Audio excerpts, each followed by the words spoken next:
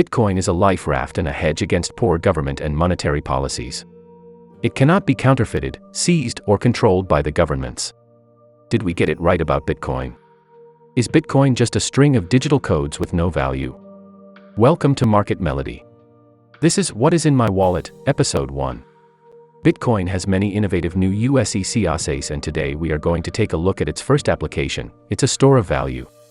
Bitcoin was designed to implement its own store of value and is labeled as a sound money, a currency that is stable of value and self-regulating in the free market. Bitcoin has a total supply cap of 21 million, which allows the value of Bitcoin to be unaffected by normal inflation, and in a long-term trend and ideal conditions, the value of Bitcoin is always increasing. But what is sound money and why is it important? Let's look at 3 important properties of sound money that Bitcoin possesses. Divisible. Did you know that a Bitcoin can be divided into 8 decimal places, or 100 million times into smaller units known as a Satoshi?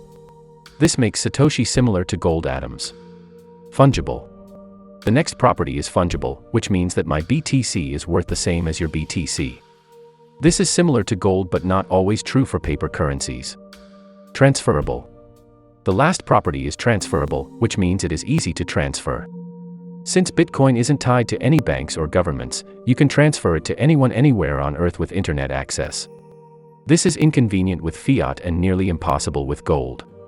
Take for example the clash between Russia and Ukraine. There are many individuals/organizations that have sent BTC to help support Ukraine in relief efforts. No bank or government can stop the money transfer, and the transfer speed is near instant. So we have talked about Bitcoin as a store of value. In the next episode we will continue to discuss Bitcoin. Thank you for watching, and don't forget to click like and subscribe to support my channel.